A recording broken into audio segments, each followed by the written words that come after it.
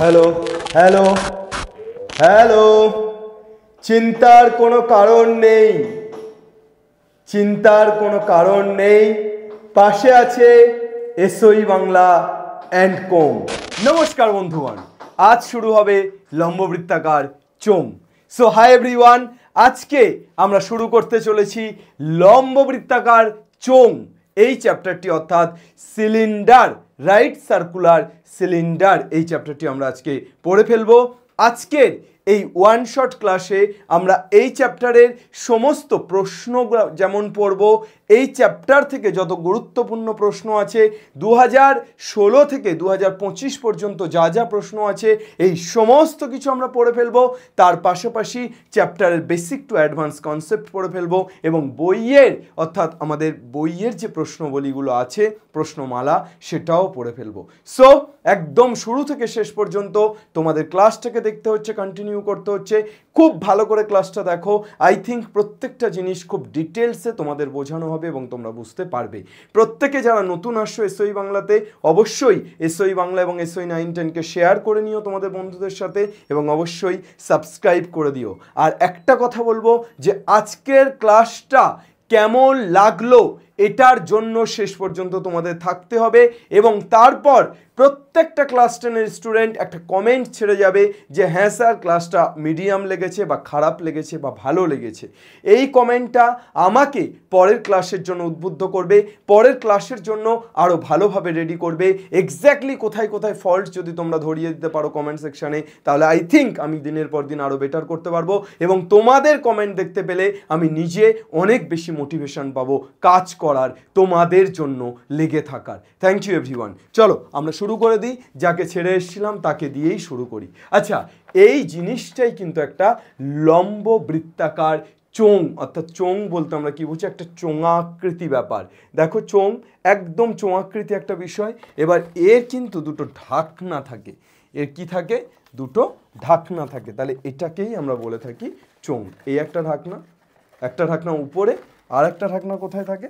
আর একটা ঢাকনা নিচে। তাহলে এই একটা ঢাকনা, এই একটা ঢাকনা, এই দুটো ঢাকনা উপর নিচে থাকে। তাহলে এটাই কিন্তু একটা চোঙাকৃতি দণ্ড হতে পারে। চোঙাকৃতি বিভিন্ন শেপের জিনিসপত্র হতে পারে, চোঙাকৃতি বিভিন্ন ধরনের জিনিসপত্র হতে পারে। ওকে, তাহলে এটাকেই আমরা কি বলে থাকছি? একটা চোঙ বলে থাকছি। তাহলে প্রথমেই আমরা যেটা জেনে নেব যে লম্ব বৃত্তাকার চোঙ এই বিষয়টা, তাহলে দেখো এটা আর এটা দেখতে অনেকটা সমান। হ্যাঁ স্যার, ঠিকই আছে।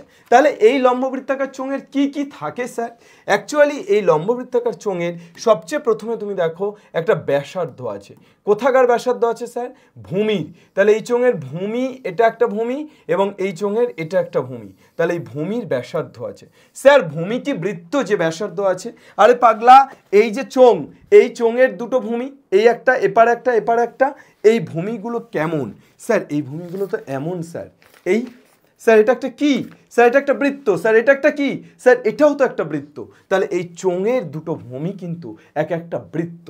তাহলে লম্ব বৃত্তাকার চোঙ, এই জন্যই তো নাম হচ্ছে। বৃত্তাকারটা কেন হচ্ছে? লম্বা অর্থাৎ লম্ব, আর বৃত্তাকার মানে দুটো ভূমি বৃত্ত, তাই জন্য এই চোঙটার নাম লম্ব বৃত্তাকার চোঙ। এবার এই লম্ব বৃত্তাকার চোঙের এই যে ভূমিটা আছে, এই ভূমির ব্যাসার্ধকে আমরা বলে থাকি কি? আর। ভূমির ব্যাসার্ধকে আমরা কি বলবো? এই লম্ব বৃত্তাকার চোঙের ভূমির ব্যাসার্ধকে আমরা বলবো আর, ছোট হাতের আর দিয়ে ডিফাইন করা হয়। এবং এই লম্ব বৃত্তাকার চোঙের যে উচ্চতা, সেই উচ্চতাকে আমরা বলে থাকি এইচ। উচ্চতাকে কি বলে থাকি? এইচ। এই যে কেন্দ্র থেকে, এক কেন্দ্র থেকে আরেক কেন্দ্র পর্যন্ত যে দূরত্ব, তাকে এইচ বলে থাকি। স্যার এটা কি? এটা তো চোঙ, এটা একটা আয়তক্ষেত্র কেন পাশে রেখেছেন? কেন রেখেছি সবটা খুলে বলছি। স্যার খুলে বলতে কি খুলে বলবেন?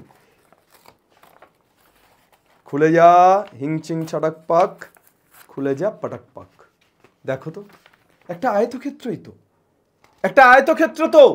সেই আয়তক্ষেত্রটাকে মুড়ে দিলে কি হয়ে যাচ্ছে? এই আয়তক্ষেত্রটাকে মুড়ে দিলেই তো একটা চোঙ হয়ে যাচ্ছে, তাই না স্যার? হ্যাঁ স্যার। তাহলে এই তো একটা আয়তক্ষেত্র স্যার। ওরে বাবা, এটা কি করে হলো? একদম ফিট ফিট আয়তক্ষেত্র চলে এসছে রে। আরে বাস, সেরা। তাহলে এই চোঙটাকে আমরা যদি ছাড়িয়ে দিই, তাহলে এটা কি দাঁড়ায়? একটা আয়তক্ষেত্র দাঁড়ায়, অর্থাৎ একটা আয়তকার বস্তু তৈরি হয়।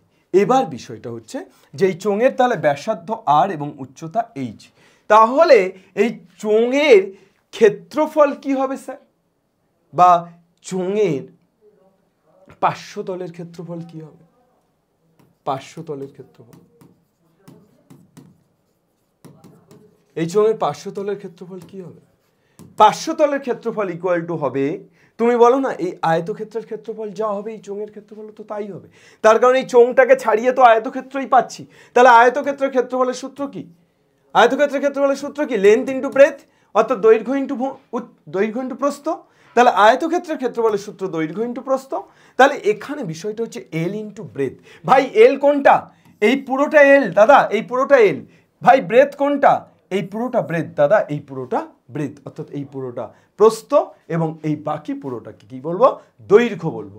তাহলে দাদা এখানে তুমি চলে এসো তো, এই দৈর্ঘ্যটাকেই তো আমরা মুড়ে দিচ্ছি। ও দাদা এই দৈর্ঘ্যটাকেই তো মুড়ে দিচ্ছি দাদা, এই দৈর্ঘ্যটাকেই তো মুড়ে দিলাম। এই তো দৈর্ঘ্য ছিল, আমি এই যে মুড়ে দিলাম। তাহলে অ্যাকচুয়ালি দৈর্ঘ্যটা ভূমির ক্ষেত্রফল হলো না? ও দাদা ভূমিটা কি দাদা?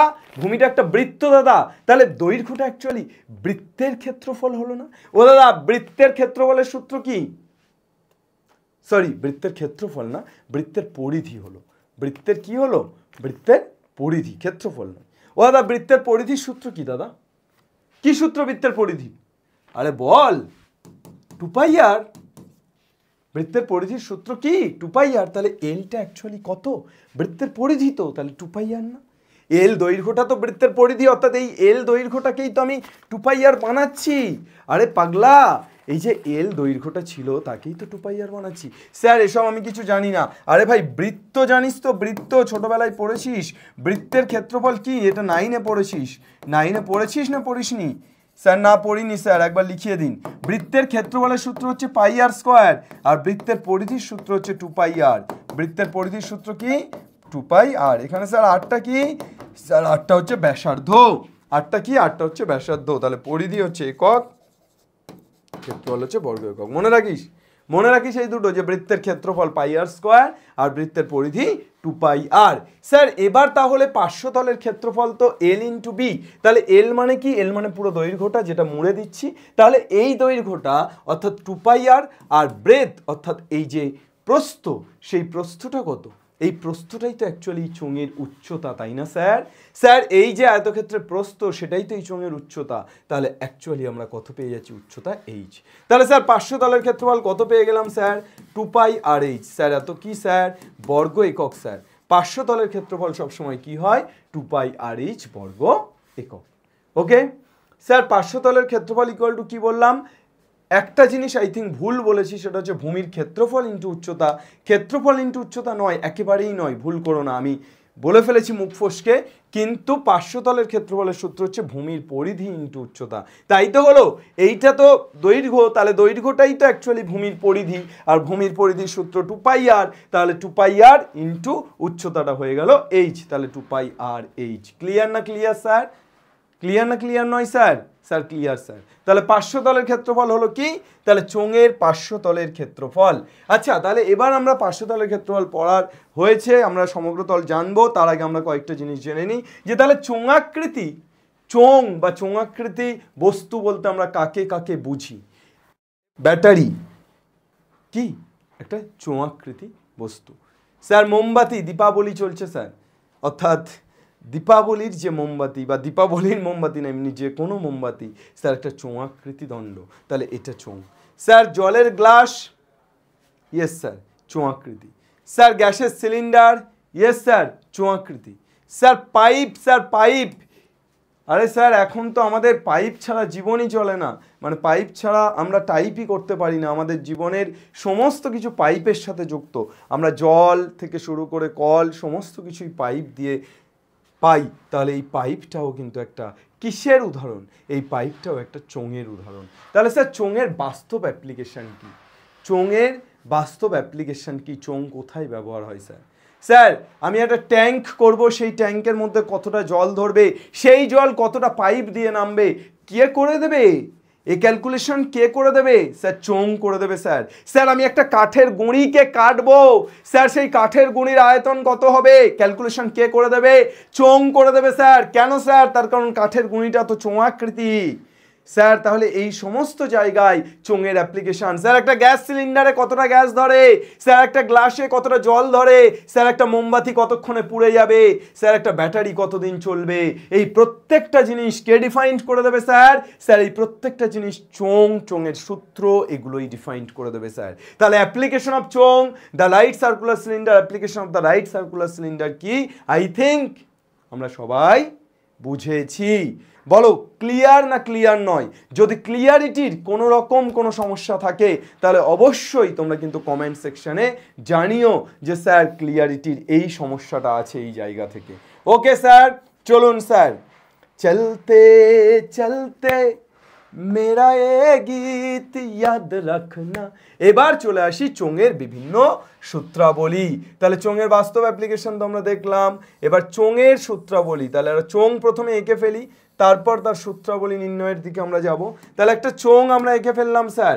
এই চোঙের ব্যাসার্ধ কত স্যার? আর এই চোঙের উচ্চতা কত স্যার?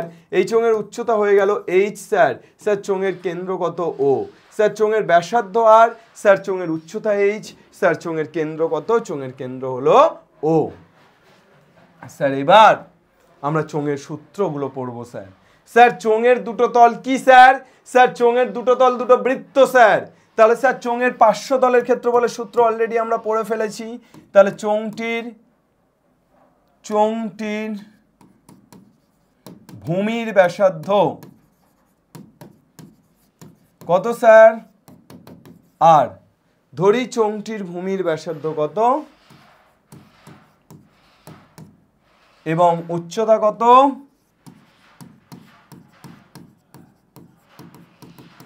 তাহলে ভূমির ব্যাসার্ধ আর এবং উচ্চতা এইচ। তাহলে ভূমির ব্যাসার্ধ আর এবং উচ্চতা যদি এইচ হয় তাহলে আমরা এখান থেকে কি লিখতে পারবো? অতএব চোঙটির পার্শ্বতলের ক্ষেত্রফল।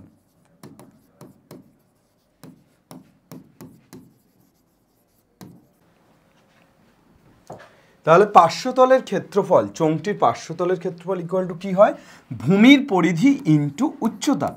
তাহলে ভূমির পরিধি ইন্টু কত? উচ্চতা। তাহলে ভূমির পরিধি কত বাবা? ভূমির পরিধি 2 r ইন্টু উচ্চতা এইচ, একটু আগেই আমরা করলাম। তাহলে 2 r h এত কি? ক্ষেত্রফল যেহেতু তাহলে এত বর্গ একক। এটা পার্শ্বতলের ক্ষেত্রফল। স্যার পার্শ্বতলের ক্ষেত্রফল তো পেলাম স্যার। এবার স্যার সমগ্র তলের ক্ষেত্রফল কি হবে? সমগ্র তলের ক্ষেত্রফল হবে কি হবে? পার্শ্বতলের ক্ষেত্রফলটা তো থাকছেই, পার্শ্বতলের ক্ষেত্রফলটা তো থাকছে, তার সাথে কি যোগ হবে বাবা? পার্শ্বতলের ক্ষেত্রফল প্লাস এই যে দুটো ভূমির ক্ষেত্রফল। এটা একটা ভূমি, এটা একটা ভূমি, তাহলে এই দুটো ভূমির ক্ষেত্রফল। তাহলে ভূমি তো বৃত্ত, তাহলে বৃত্তের ক্ষেত্রফলের সূত্র কি? পাই আর স্কয়ার। তাহলে 2 গুণ ভূমির ক্ষেত্রফল। তাহলে পার্শ্বতলের ক্ষেত্রফলের সূত্র কি বাবা? পার্শ্বতলের ক্ষেত্রফলের সূত্র হচ্ছে 2 r h। পার্শ্বতলের ক্ষেত্রফলের সূত্র 2 r h, তারপর 2 গুণ ভূমির ক্ষেত্রফলের সূত্র হচ্ছে এদিকে পাই আর স্কয়ার, এদিকে পাই আর স্কয়ার। তাহলে কত পেয়ে যাচ্ছি বাবা? 2 r স্কয়ার। এত কি? এত বর্গ একক। তাহলে এখান থেকে আমরা কি পেয়ে যাচ্ছি? 2 r h plus 4 r square. তাহলে 2 r কমন নিলে আমরা পেয়ে যাচ্ছি h plus r। h plus কত? 2 r যদি কমন নিই তাহলে 2 r কমন নিলে h প্লাস, সরি আবার ভুল করছি। 2 গুণ ভূমির ক্ষেত্রফল, ভূমি তো বৃত্ত, তাহলে 2 গুণ পাই আর স্কয়ার, তাই না বাবা? তাহলে এখান থেকে 2 r কমন নিলে কত হয়ে যাচ্ছে? h plus r। এত কি? এত বর্গ একক। এটা কি পেলাম বাবা? ভূমির ক্ষেত্রফল। তাহলে বোঝা যাচ্ছে পার্শ্বতলের ক্ষেত্রফল 2 r h বর্গ একক, ভূমির ক্ষেত্রফল 2 r into h plus r বর্গ একক। আর স্যার কি? আর হচ্ছে আয়তন। তাহলে চোঙের আয়তন। স্যার চোঙের আয়তনের সূত্র কি? তোমরা যখন শঙ্কু পড়বে না তখন চোঙ এবং শঙ্কুর মধ্যে একটা আলাদাই রিলেশন তোমরা দেখতে পাবে, সেটা দেখানো হবে। কিন্তু আপাতত আমরা চোঙের আয়তনের সূত্র, তো চোঙের আয়তনের সূত্র কি হবে? চোঙের আয়তনের সূত্র হবে ভূমির ক্ষেত্রফল ইন্টু উচ্চতা। তাহলে ভূমির ক্ষেত্রফল কত? ভূমির ক্ষেত্রফল পাই আর স্কয়ার। তাহলে চোঙের আয়তন ইকুয়াল টু সূত্রটা কি? ভূমির ক্ষেত্রফল ইন্টু উচ্চতা। তাহলে ভূমির ক্ষেত্রফল কত বাবা? ভূমির ক্ষেত্রফল হচ্ছে এত ঘন একক। তাহলে ভূমির ক্ষেত্রফল হয়ে যাচ্ছে পাই আর স্কোয়ার, আর উচ্চতা হয়ে যাচ্ছে এইচ, তাহলে পাই আর স্কোয়ার এইচ ঘন একক। কত পেয়ে যাচ্ছি? আমরা পেয়ে যাচ্ছি পাই আর স্কোয়ার এইচ ঘন একক। Is that clear or not?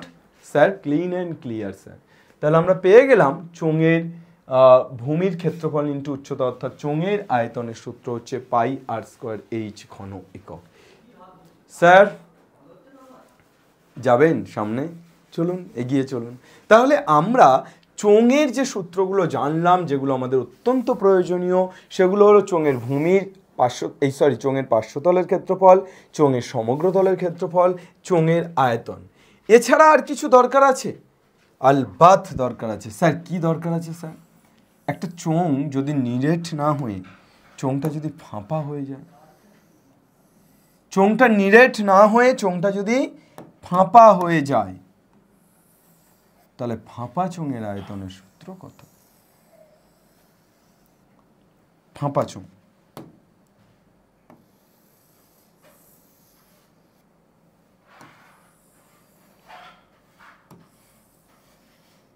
এই। তাহলে একটা ফাঁপা চোঙের ক্ষেত্রে ক্ষেত্রফল কত হবে, বক্রতলের ক্ষেত্রফল কত হবে এবং সমগ্র তলের ক্ষেত্রফল কত হবে? তাহলে একটা ফাঁপা চোঙের ক্ষেত্রে বক্রতল এবং সমগ্র তলের ক্ষেত্রফল আমরা দেখি। ধরে নিচ্ছি এর ভিতরের ব্যাসার্ধটা R1।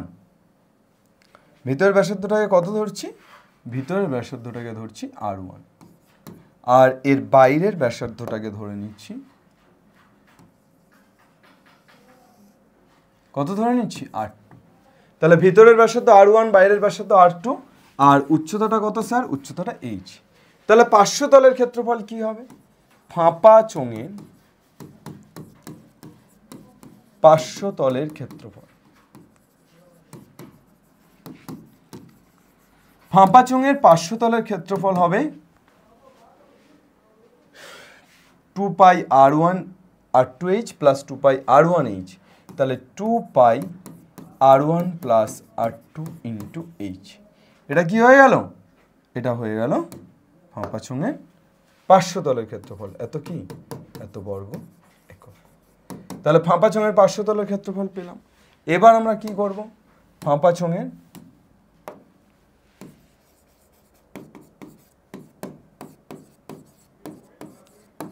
সমগ্র তলের ক্ষেত্রফল। তাহলে ফাঁপা চোঙের সমগ্র তলের ক্ষেত্রফল কি হবে বাবা? 2 পাই R ইন্টু R1, 2 পাই।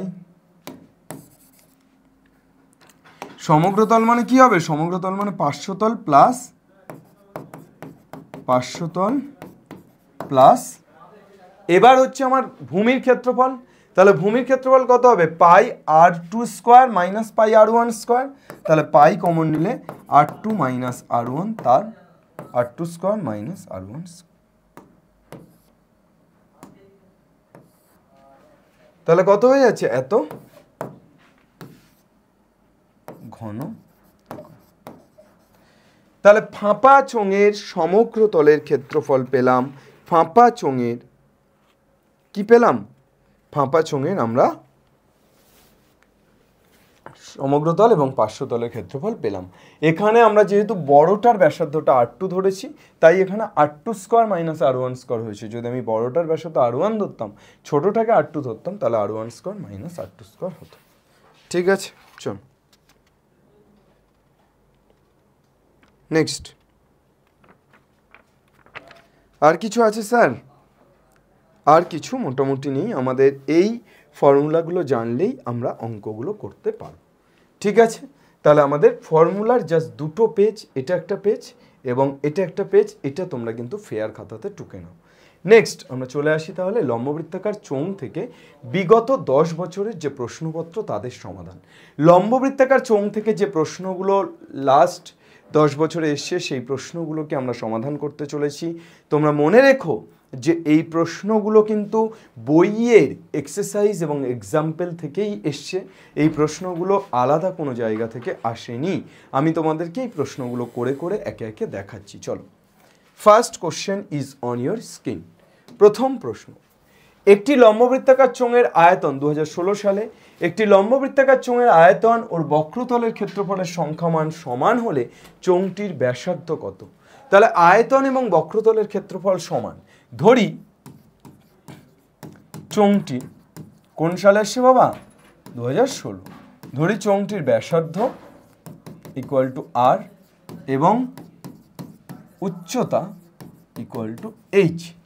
চোঙটির ব্যাসার্ধকে কি ধরছি? আর উচ্চতাকে ধরছি এইচ। আমার কি দেওয়া আছে? আমার দেওয়া আছে শর্তানুসারে কি দেওয়া আছে? আয়তন এবং ওর বক্রতলের ক্ষেত্রফলের সংখ্যামান সমান।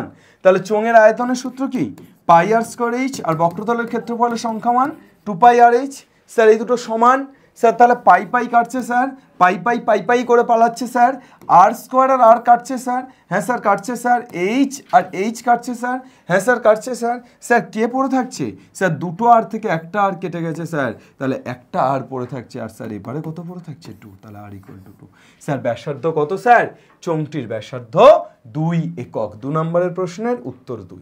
চোঙটির ব্যাসার্ধ কত একক? স্যার 2 একক। Is that clear or not? Yes sir clear. চলো নেক্সট, এইটা একটা ভালো অঙ্ক পেয়েছি। এটা তোমাদের 3 নম্বরে দিতে পারে, 2017 সালে এসছে একটা। এটা তোমাদের এক্সারসাইজেও আই থিঙ্ক আছে, যে তোমাদের এক্সারসাইজে একটু খুঁজে নিলেই মনে হচ্ছে এটা পেয়ে যাবে। এক্সারসাইজ বা এক্সাম্পলে তোমরা পেয়ে যাবে অঙ্কটাকে। তো কি দিয়েছে? একটি ঢাকনা সমেত চোঙাকৃতি জলের ট্যাঙ্কের ভূমির ক্ষেত্রফল 616 বর্গ মিটার এবং উচ্চতা 21 মিটার। ট্যাঙ্কের সমগ্র তলের ক্ষেত্রফল চেয়েছে। তাহলে আমার কি দেওয়া আছে বাবা? দেওয়া আছে কি দেওয়া আছে? ভূমির ক্ষেত্রফল। ভূমির ক্ষেত্রফল কত দেওয়া আছে? 616 এত কি বর্গ মিটার। এটা ভূমির ক্ষেত্রফল। উচ্চতা কত দেওয়া আছে? ঢাকনা সমেত চোঙাকৃতি জলের ট্যাঙ্কের ভূমির ক্ষেত্রফল 616। উচ্চতা কত দেওয়া আছে বাবা? উচ্চতা ইকুয়াল টু 21 মিটার। তাহলে ঢাকনা সমেত চোঙাকৃতি জলের ট্যাঙ্কের ভূমির ক্ষেত্রফল 616। ধরে নিচ্ছি, ধরি চোঙটি ব্যাসার্ধ ইকুয়াল টু আর, উচ্চতা এইচ ইকুয়াল টু 21 মিটার। তাহলে চোঙটির ব্যাসার্ধ কি ধরে নিচ্ছি? ধরি চোঙটির ব্যাসার্ধ আর মিটার। চোঙটির ব্যাসার্ধ কত ধরে নিচ্ছি? চোঙটির ব্যাসার্ধ আমরা ধরে নিচ্ছি আর মিটার। এখানে উচ্চতা এইচ 21 মিটার। তাহলে আমরা কি লিখতে পারি? শর্তানুসারে আমরা লিখতে পারি ঢাকনা সমেত চোঙাকৃতি জলের ট্যাঙ্কের ভূমির ক্ষেত্রফল। তাহলে ভূমির ক্ষেত্রফল 616 যদি হয়, তাহলে পাই আর স্কোয়ার ইকুয়াল টু কত? 616। তাহলে এখান থেকে আমরা আর এর মানটা পেয়ে যাব। আর এর মানটা যদি এখান থেকে আমরা পেয়ে যাই, তাহলে আমাদের সমগ্র তলের ক্ষেত্রফল কত হবে? স্যার পাই এর মান কত? 22/7। এবার আসলে 7/22 ক্যালকুলেশন করলে পেয়ে যাচ্ছি। তাহলে আমাদের সমগ্র তলের ক্ষেত্রফল কত হবে স্যার? সমগ্র তলের ক্ষেত্রফল ইকুয়াল টু কত? সূত্র কি? 2 পাই আর এইচ বা 2 pi R H plus 2 pi আর স্কোয়ার। তাহলে এখানে কত পেয়ে যাব? 2 ইন্টু পাই আর কমন নিলে এইচ প্লাস আর। তাহলে আমরা 2 গুণ 22/7 গুণ এখান থেকে আর এর ভ্যালুটা তুমি বের করছো, সেটা বসিয়ে দিচ্ছ, ইন্টু এইচ মানে 21 প্লাস আবার আর এর ভ্যালুটা বসিয়ে দিচ্ছ। এত কি স্যার? বর্গমিটার। কেন স্যার বর্গমিটার? ক্ষেত্রফল সবসময় বর্গমিটারে হয়। স্যার ক্যালকুলেশন করতে পারবেন না? পারবেন না স্যার? এটুকু তো পারবো স্যার। পারবে না? হ্যাঁ পারবে। চলো তাহলে আমরা একটা ঢাকনা সমেত চোঙাকৃতি জলের ট্যাঙ্কের অঙ্ক করে ফেললাম। এবার ঢাকনা ছাড়া করবো নাকি? দেখি ঢাকনা ছাড়া আছে কিনা। না, অন্য কিছু এসছে। দুটি লম্ববৃত্তাকার চোঙের আয়তন সমান, তাদের উচ্চতার অনুপাত 1:2 হলে চোঙ দুটির ব্যাসার্ধের দৈর্ঘ্যের অনুপাত কত? ধরি চোঙ দুটির ব্যাসার্ধ যথাক্রমে R1 ও R2 এবং উচ্চতা যথাক্রমে কত বাবা? H1 ও H2। এবার H1/H2 কত? তাহলে অতএব H1:H2 ইকুয়াল টু 1:2। এটা গিভেন, এটা দেওয়া আছে তোমার যে উচ্চতার অনুপাতটা 1:2। ঠিক আছে স্যার কি বলেছে? আয়তন সমান শর্তানুসারে আয়তন সমান মানে sir pi r1 square h1 equal to pi r2 square h2। Sir pi pi কাটছে sir, r1 square by r1 square h1 by r2 square h2 equal to কত পাচ্ছি স্যার? 1 পাচ্ছি স্যার। স্যার এখান থেকে আমরা কি লিখতে পারি স্যার? r1 বাই r2 তার হোল স্কোয়ার ইকুয়াল টু আমরা h1 বাই h2 কে এপারে নিয়ে গেলে h2 by h1। Sir r1 by r2 তার whole square equal to h2 by h1, তাহলে স্যার r1 বাই r2 কত sir? Root over of h2 by h1। আচ্ছা h2 by h1, h1 is to h2 তো 1 is to 2, তাহলে h2 by h1 কত হবে? 2 by 1। কি হবে? Whole স্কোয়ারটা এবার আসলে রুট, তাহলে sir r1 by r2 equal to root 2 by 1, তাহলে রুট 2 বাই 1, তাহলে r1 ইস টু r2 কত? r1 ইস টু r2 হচ্ছে root 2 is to 1। Sir clear না ক্লিয়ার নয় স্যার? হ্যাঁ sir clear sir. r1 is to r2 কত? Root 2 is to. Okay sir, চলো নাও টুকে স্যার। পরবর্তী প্রবলেম ঢাকনাবিহীন। এই যে বলছিলাম ঢাকনা সমেত পড়েছি, এবার কি পড়ছি? ঢাকনাবিহীন। তাহলে ঢাকনাবিহীন মানে একমুখ খোলা।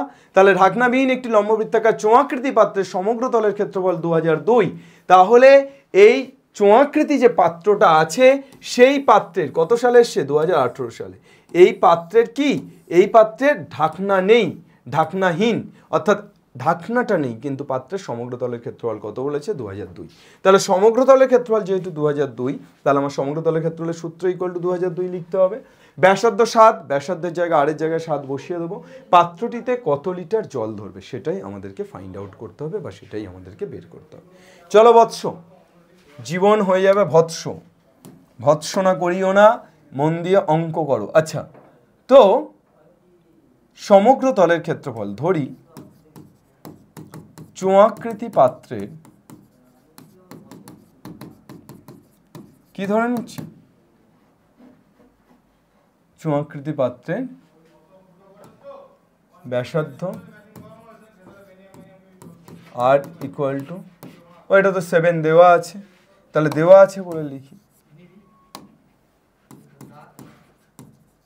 দেওয়া আছে চোঙাকৃতি পাত্রের ব্যাসার্ধ আর ইকুয়াল টু 7 সেমি, আর কি? আর হচ্ছে সমগ্র তলের ক্ষেত্রফল।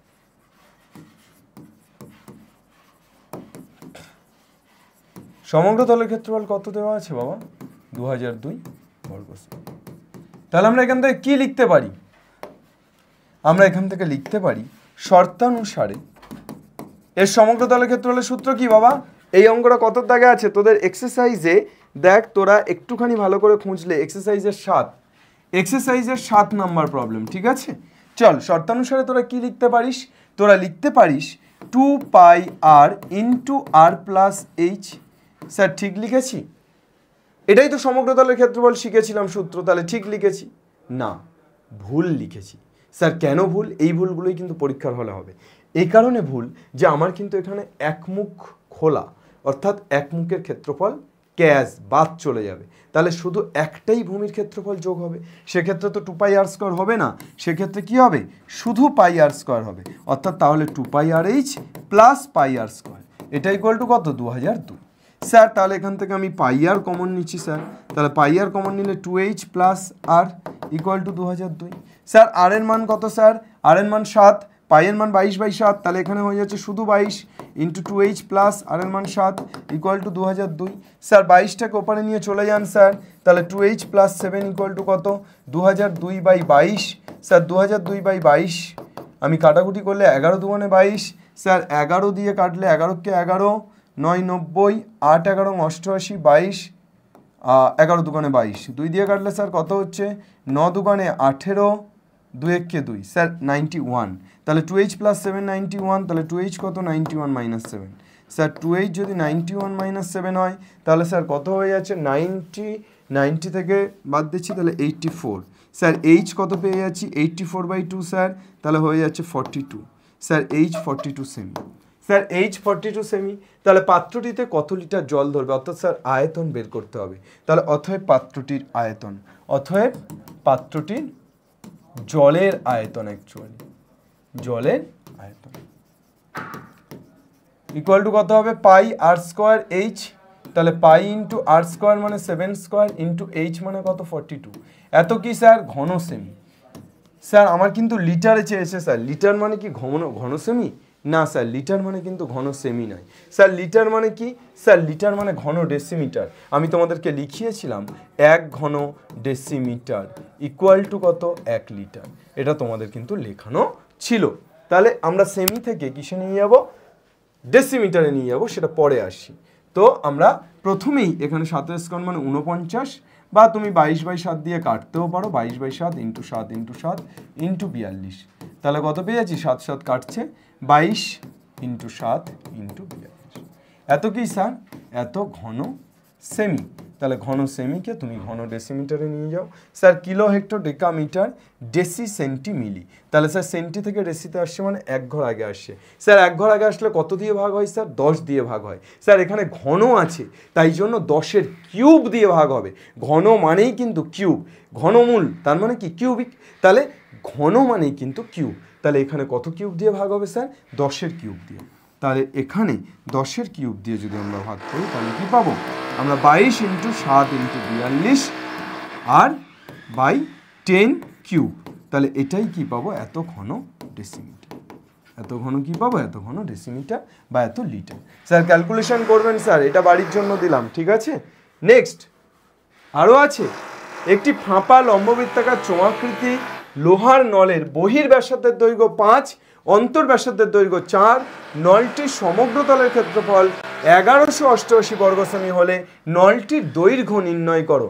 স্যার একটি ফাঁপা লম্ববৃত্তাকার চোঙাকৃতি লোহার নলের বহির ব্যাসার্ধের দৈর্ঘ্য 5 সেমি, অর্থাৎ আমি বুঝতে পারছি স্যার এর একটা বহির ব্যাসার্ধ আছে এবং স্যার এর একটা অন্তর ব্যাসার্ধ আছে। আচ্ছা আর কতগুলো অঙ্ক আছে আমরা একটু দেখে নিই, 1 2 3 4টে অঙ্ক আছে। আচ্ছা চলো 4টে অঙ্ক আমরা ঝটপট করে ফেলি। তাহলে ফাঁপা লম্ববৃত্তাকার ফাঁপা লোহার নলের বহির ব্যাসার্ধ 5, তাহলে এর বহির ব্যাসার্ধ কত 5। আর স্যার এর অন্তর ব্যাসার্ধ কত বলেছে স্যার, এর অন্তর ব্যাসার্ধ বলেছে কত বলেছে,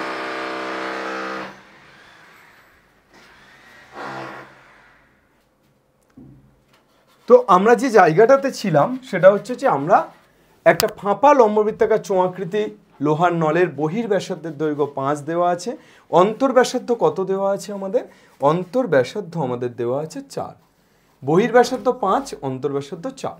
নলটির সমগ্র তলের ক্ষেত্রফল 1188 হলে নলটির দৈর্ঘ্য নির্ণয় করতে বলেছে। কি নির্ণয় করতে বলেছে বাবা, দৈর্ঘ্য নির্ণয় করতে বলেছে। তাহলে ধরে নিচ্ছি, ধরি উচ্চতা কত, ধরি নলটির উচ্চতা h, তাহলে নলটির উচ্চতা যদি h হয়, নলটির উচ্চতা ইকুয়াল টু যদি h হয়, তাহলে আমরা এখান থেকে কি লিখতে পারবো, আমরা এখান থেকে লিখতে পারবো যে অতএব সমগ্র তলের ক্ষেত্রফল, ফাঁপা চোঙের সমগ্র তলের ক্ষেত্রফলের সূত্র তোমাদের লিখিয়েছি। তাহলে অতএব সমগ্র তলের ক্ষেত্রফল ইকুয়াল টু কত হবে, 2 পাই r1 plus r2 into h, তাহলে r1 মানে 4 plus 5 into h plus plus কত pi r1 square pi r2 square, pi r1 square minus pi r2 square, তাহলে পাই ইন্টু বড়টা r1 মানে 5 স্কোয়ার মাইনাস ছোটটা অর্থাৎ 4 স্কোয়ার, এত ইকুয়াল টু কত 1188। স্যার বাকিটা পারবো স্যার, হ্যাঁ স্যার পাই এর মান 22/7 কমন নিয়ে ওপারে পাঠিয়ে দেবো। আর স্যার কী বের করবো, এইচ এর ভ্যালু বের করবো।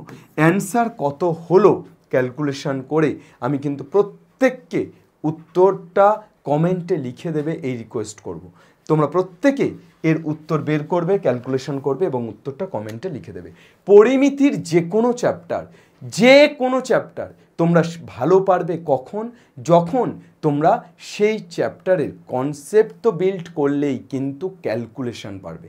তো যার জন্য আমি চাইছি তোমরা ক্যালকুলেশন প্রত্যেকটা ধরে ধরে করো। দেখো এখানে বিশেষ কিছু নেই, শুধুমাত্র আমাদের যেটা করতে হচ্ছে সেটা হচ্ছে আমাদের সূত্রটাকে ফেলতে হচ্ছে, সেই সূত্রটা ফেললেই কিন্তু গল্প অল্প হয়ে যাচ্ছে। তাহলে আমরা পরবর্তী প্রবলেমে যাই। পরবর্তী প্রবলেম আমাদের কি দেওয়া আছে, সমান ঘনত্বের একটি লম্ববৃত্তাকার কাঠের গুঁড়ির বক্রতলের ক্ষেত্রফল 440 বর্গ ডেসিমিটার। তাহলে একটা কাঠের গুঁড়ি আছে, সেই কাঠের গুঁড়ির বক্রতলের ক্ষেত্রফল কত, কাঠের গুঁড়ির বক্রতলের ক্ষেত্রফল বলেছে 440 বর্গ ডেসিমিটার। তাহলে বক্রতল মানে তো পার্শ্বতল, তাহলে পার্শ্বতলের ক্ষেত্রফল 2 পাই আর এইচ। আমি যদি কাঠের গুঁড়ির ব্যাসার্ধ আর এবং উচ্চতা এইচ ধরে নিই, তাহলে 2 pi R H equal to কত দেওয়া আছে? 440। এটাকে ক নাম্বার দিয়ে দেবো? 1 নাম্বার। ভালো করে বোঝো, আমরা ধরে নেব, ধরি এই কাঠের গুঁড়িটির ব্যাসার্ধ আর এবং উচ্চতা এইচ, তাহলে আমরা 2 pi R H equal to কত লিখতে পারবো? 440। এবার বলেছে 1 ঘন ডেসিমিটারের কাঠের ওজন 3 কেজি, তাহলে 3 কেজি ওজন কত ঘন ডেসিমিটার কাঠের? 3 কেজি ওজন 1 ঘন ডেসিমিটার কাঠের। তাহলে 3 কেজি ওজন যদি 1 ঘন ডেসিমিটার কাঠের হয়, তাহলে 1 কেজি ওজন কত ঘন ডেসিমিটার কাঠের? 1/3 ঘন ডেসিমিটার কাঠের। তাহলে এখান থেকে 18.48 কুইন্টাল, 18.48 কুইন্টাল মানে কত কেজি? 1848 কেজি। স্যার কেন স্যার 1848 কেজি কেন? তার কারণ 18.48 কুইন্টাল একে যদি আমি কেজিতে কনভার্ট করি, 100 দিয়ে গুণ হবে, 100 কেজিতে তো 1 কুইন্টাল, তাহলে 100 কেজিতে যদি 1 কুইন্টাল হয়, তাহলে 18.48 কুইন্টাল মানে 18.48 ইন্টু 100 কেজি, তাহলে ইন্টু 100 মানে 2 ঘর পরে দশমিক সরে যাবে, তাহলে 1848 কেজি। তাহলে 1848 কেজি কাঠের ওজন কত? এই কত ঘন ডেসিমিটার? 1848/3। 1848 কেজি ওজন কত ঘন ডেসিমিটার কাঠের? 1848/3 ঘন ডেসিমিটার কাঠের। স্যার 3 দিয়ে কাটে, 3 ছক 18, 3 একে 3, 3 ছক 18। স্যার 616 ঘন ডেসিমিটার। স্যার ঘন ডেসিমিটার, ঘন ডেসিমিটার পুরো কাঠটার 1848 কেজি ওজন, আর পুরো কাঠটার আমরা যদি ঘন ডেসিমিটারে লিখি যে কত ঘন ডেসিমিটার পুরো কাঠটা? 616। এ ভাই এই কাঠটা 616 ঘন ডেসিমিটার, তার মানে এই কাঠটার আয়তন না স্যার? তাহলে আমরা লিখতে পারি, ঘন মানে কি? ঘন মানে তো আয়তন। তাহলে আমরা লিখতে পারি শর্তানুসারে, কি লিখতে পারি? এটা প্রথম শর্তানুসারে, এটা দ্বিতীয় শর্তানুসারে। তাহলে দ্বিতীয় শর্তানুসারে কি লিখতে পারি বাবা? দ্বিতীয় শর্তানুসারে লিখতে পারি 616, এটা কি equal to pi R square h, বা আমরা লিখতে পারি পাই আর স্কোয়ার এইচ, অর্থাৎ আয়তনের সূত্র পাই আর স্কোয়ার এইচ ইকুয়াল টু 616। ক নাম্বার দেবো? 2 নাম্বার। এবার 2 ভাগ 1 করে দাও তো, 2 ভাগ 1, তাহলে 2 ভাগ 1 করলে কত হবে? 2 ভাগ 1 করলে যেটা হবে সেটা হচ্ছে pi R square H by 2 pi R H equal to কত হয়ে যাচ্ছে বাবা? পাই আর স্কোয়ার এইচ মানে হয়ে যাচ্ছে 616 বাই 2 পাই আর এইচ মানে হয়ে যাচ্ছে 440। ওকে, চলতে চলতে আর আর কাটছে, তাহলে কত পেয়ে যাচ্ছি? R H by 2h equal to 616 by 440। মেরা এ গীত ইয়াদ, ও সরি, এইচও তো কাটছে, এইচও তো কাটছে, তাহলে এইচ কাটলে এখানে লেখার দরকার নেই। তাহলে কত পেয়ে যাচ্ছি আমরা? শুধু একটাই আর, তাহলে একটাই আর, কেননা আর স্কোয়ার ছিল, তাহলে একটাই আর থাকছে ইকুয়াল টু কত? আর বাই 2 ইকুয়াল টু নিচে 2 থাকছে, 616 বাই 440। স্যার এবার আর এর মান বের করতে পারবো স্যার? হ্যাঁ। নিচে কি এটা? চক? আরে ভাই এটাও তো একটা চোঙ, ঠিক আছে, সব জায়গায় চোঙ খুঁজে পাচ্ছি। আচ্ছা, এরপরে দুটি লম্ববৃত্তাকার নিরেট চোঙের ব্যাসার্ধের অনুপাত এবং উচ্চতার অনুপাত দিয়েছে তাদের বক্রতলের ক্ষেত্রফলের অনুপাত। তাহলে ব্যাসার্ধের অনুপাত 2:3 হলে আমি ধরে নিতে পারি, ধরি ব্যাসার্ধ দয় কত ধরে নিতে পারি? 2r1 ও 3r2, এবং উচ্চতা দয়, উচ্চতার অনুপাত কত বলেছে? উচ্চতার অনুপাত কত বলেছে? 5:3, তাহলে উচ্চতা দয় 5h1 ও 3h2।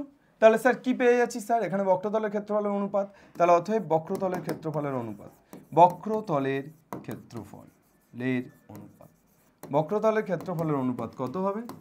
বক্রতলের ক্ষেত্রফলের অনুপাত হবে 2 পাই আর এইচ, তাহলে আর মানে 2r1, এইচ মানে কত? প্রথম এইচটা 5h1, আর তারপরটা কত?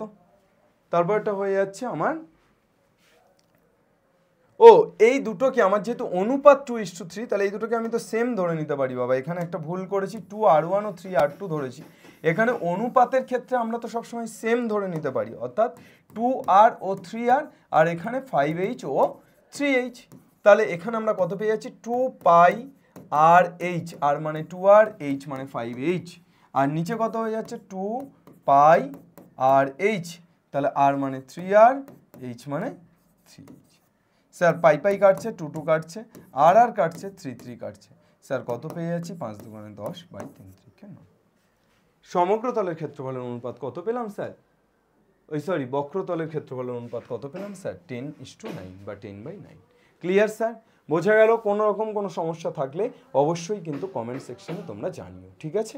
Next, this is the last problem and this is the final problem, এবং এই প্রবলেমটাও আমাদের এক্সারসাইজে আছে, তোরা দেখতে পারিস।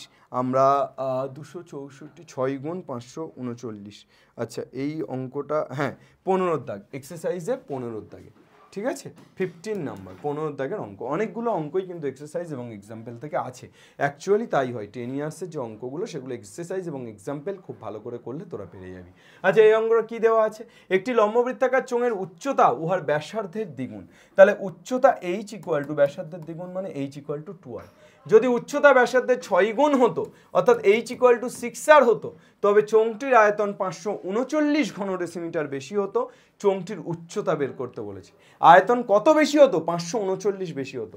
স্যার আমার যদি প্রথমটা ধরি অর্থাৎ ব্যাসার্ধে উচ্চতা ব্যাসার্ধের দ্বিগুণ হলে, উচ্চতা ব্যাসার্ধের, আমি প্রথমে ধরে নেব, ধরি উচ্চতা r এবং ব্যাসার্ধ h, উচ্চতা ব্যাসার্ধের, তারপর লিখবো উচ্চতা ব্যাসার্ধের দ্বিগুণ হলে কত? h equal to 2r। তাহলে স্যার আয়তন কত? অথবা আয়তন কত? অথবা আয়তন কত স্যার বলুন? পাই r স্কোয়ার, h মানে 2r, তাহলে কত? এত ঘন একক। স্যার কত পেয়ে যাচ্ছি স্যার? 2 পাই r কিউব ঘন একক। স্যার এটা হয়ে গেল। স্যার এবার উচ্চতা ব্যাসার্ধের 6 গুণ হলে h ইকুয়াল টু কি হতো? 6r। উচ্চতা ব্যাসার্ধের 6 গুণ হলে h ইকুয়াল টু কি হয়ে যাবে? h equal to 6r। Sir তাহলে আয়তন কত হবে? অতএব আয়তন ইকুয়াল টু কত? পাই r স্কোয়ার, h মানে কত? 6r। স্যার কত হয়ে যাচ্ছে? এত ঘন 6 পাই r কিউব।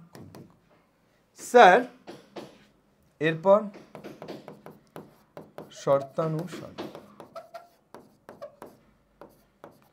শর্তানুসারে কি লিখতে পারি স্যার? আমার এই যে ব্যাসার্ধ, এই যে আয়তনটা, এই আয়তনটা কত বেশি? এর থেকে 539 ঘন ডেসিমিটার বেশি। অর্থাৎ আমি লিখতে পারি 6 পাই r cube minus 2 pi r cube equal to কত?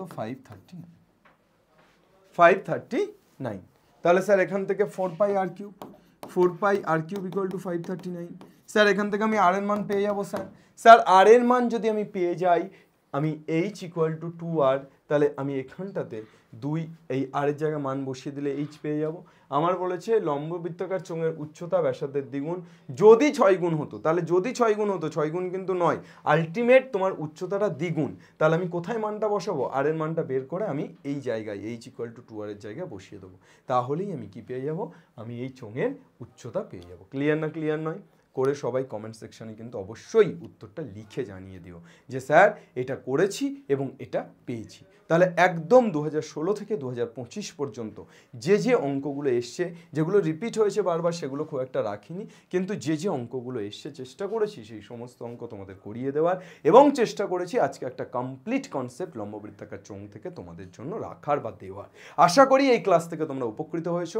শুরুতেও যেটা বলেছিলাম শেষেও সেটা বলবো, কেমন লেগেছে ক্লাস অবশ্যই কমেন্ট সেকশনে জানিও, আর অবশ্যই যদি ভালো লেগে থাকে বন্ধুদের সাথে শেয়ার করে নিও। আর আমাদের চ্যানেল এসওই বাংলা, এসওই 910-এ নতুন এসে থাকলে চ্যানেলটিকে সাবস্ক্রাইব করো। Thank you everyone. বাংলার প্রত্যেকটি ছেলে মেয়ের হাত ধরে বাংলা পড়বে, শিখবে এবং বাংলা ঘরে ঘরে জিতবে। জয় হিন্দ।